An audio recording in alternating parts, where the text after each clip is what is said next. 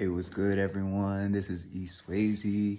We are back again for another artist way. Why did I was gonna say artist week? The artist way recap review for week 7.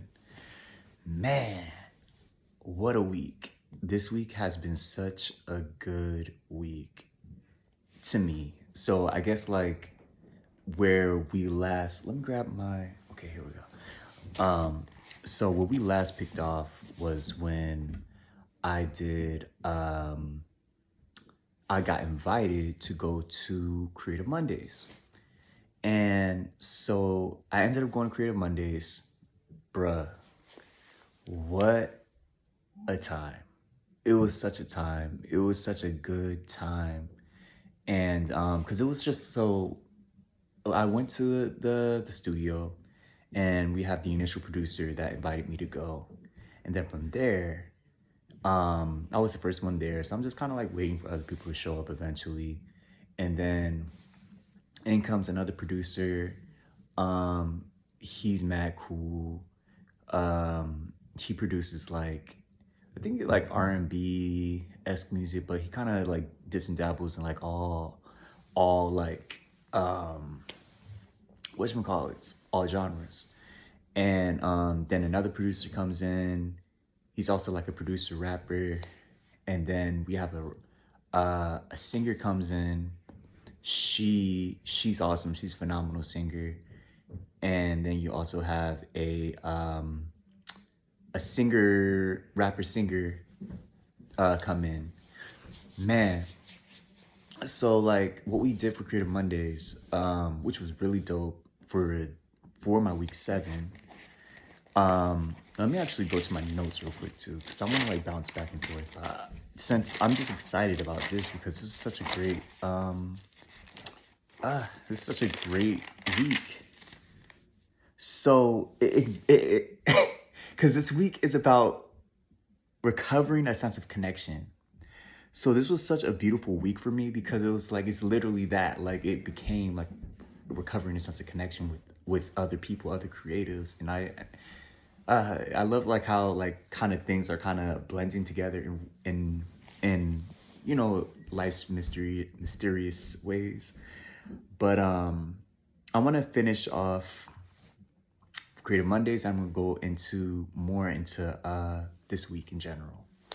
So with Creative Mondays, we have the producers that will pretty much play the beats on what they've been working on and what they want to like, kind of like see if we have any opinions on how it could be better, etc. So we all listened to the beats. They were all cool. And then there was one particular beat that we decided to vote on. And I didn't know, but I guess we're going to vote to do like an actual song on the beat. And so I was like, oh, we actually about to make music. Okay, cool. So we picked what we wanted, what beat we enjoyed the most that we wanted to do a beat on. The beat that I picked ended up being, I think, like second place. But the producer, rapper, we ended up getting his beat. And he already kind of like rapped a little bit on the song. He already was doing stuff with it. But the beat reminds me of like 2007, 2009, like that kind of era of like pop, rap kind of sound. Not really rap, not really hip hop, but like kind of like pop music. I think it kind of sounded like that. So pretty much the essence of the song was about like being real, being authentic. And then the girl, she's an amazing singer. She literally just came on there. She wrote her verse and just played with the hook. And then from there, she just was singing like tell me what's real. Are you for real? Are you playing with my feelings? This, that, and third. And I'm just like the whole time, I'm like, I don't know what I'm gonna even say to this. So I'm coming off the bat like the weekend before, I'm making you know, I'm still stuck on Unstoppable. So I'm just like, okay, I'm on that like little high. And then I'm coming on this, and it's like I'm on the spot. So literally, on my verse, I just ended up kind of writing about like the song was like pretty much about being like, oh, real love, authentic. And I wanted to reply back to that, but in a way, I feel like me replying back was kind of like me putting myself back into like the old version of myself, or a version of myself like I feel like I've shed it away. And pretty much it's like a version that I felt like it was inauthentic. So I was kind of replying saying like how in this song, like I'm playing with your feelings. I'm not real. I'm not being real. I'm not real. I have problems. I have things that I'm trying to get through, hiding my problems through marijuana, um, partying. So it's kind of like that. I put it in that angle, and I thought that was, and I felt very vulnerable. 'Cause on a song, I never really like talked like that before. I never really got vulnerable in that way of like putting my business out there. Like, I mean, it's not, I don't, I mean, it is my business, but like in a sense of like me saying like, I got problems, I'm hiding because I'm getting high, stuff like that. I never really addressed that in music, or I don't think really in person, but I think like it made me really kind of come back to that. What week 7 was all about is recovering a sense of connection. So it was kind of a connection of others, but also connection to myself. And I felt very uncomfortable, very vulnerable talking about that. Like it was so awkward, but I'm happy I did it at the same time. And then later in the week, we ended up getting the song back. And honestly, to be honest with you, it sounds so cheesy. The song sounds cheesy, the vocals, all of it just sounds so cheesy. Because it just sounds like 2007, 2009, that era. It's just like very cheesy-esque like vibe. But everybody sounded good. But I really like my part of it. I was surprised like how much I liked my part. And because it just felt really real. It felt real, and I'm happy like I'm able to tap into that version of myself of being real, and yeah, it's a good feeling. I'm not gonna hold you. But anyways, that was like probably the highlight of week 7 for me. And I'm list out the things that I wrote for this week. So I wrote, listening is a form of accepting. This is also stuff that the author, she was saying within the book. Learn to accept possibility. Accept the possibility. Man, again, I cannot read. That's my thing. Every week, I cannot read my handwriting. Helping you on what you're doing. God is a great artist like other artists. If I didn't have to do it perfectly, I would try and just fill in the blank. And what I put was produce my own song. I truly don't know anything about producing music. I know a little bit, but not enough where it's like it sounds like top notch or whatever. But I think that's something I would really love to do if it wasn't perfect. Also, there was the exercise about the jealous map. First column, name those you are jealous of. Next, name each name. Write why. Be very specific and articulate. Third column, list action you can take your jealousy out of.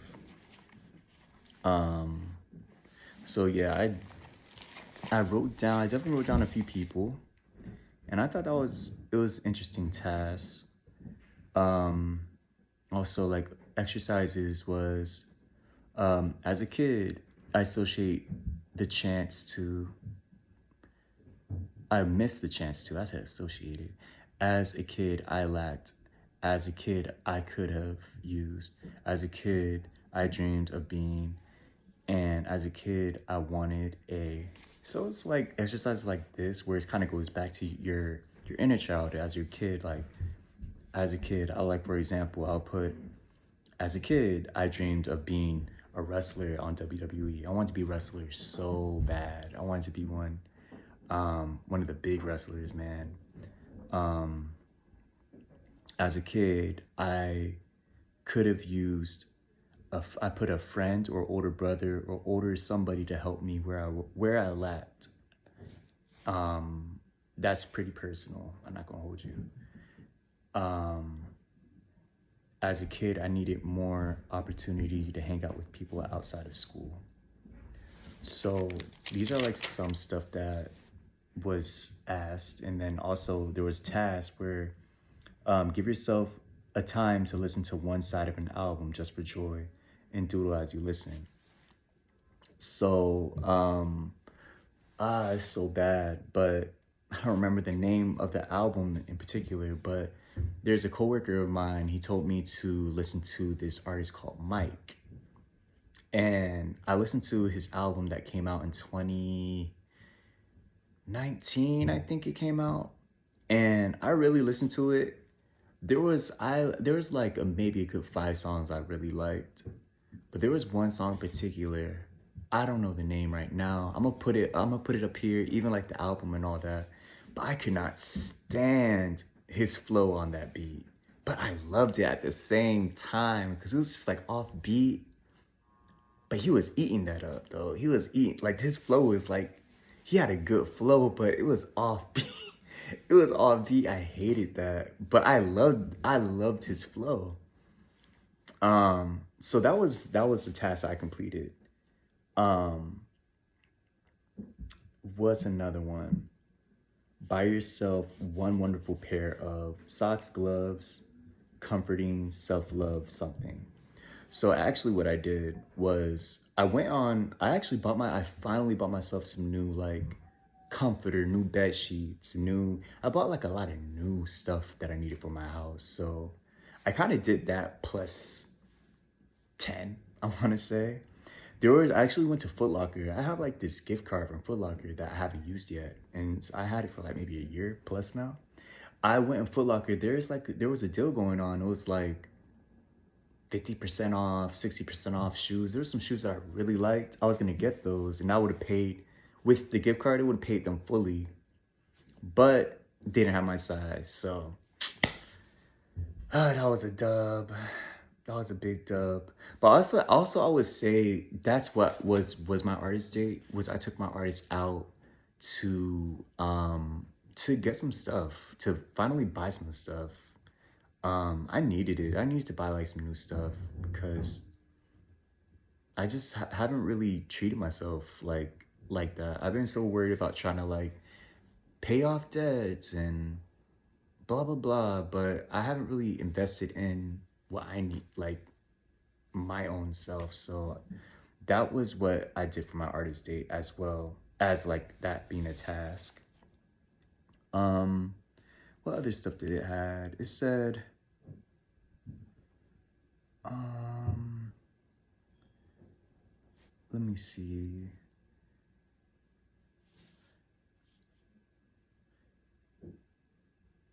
And that's also another task that said create one wonderful smell in your house with soup, incense, candles, whatever.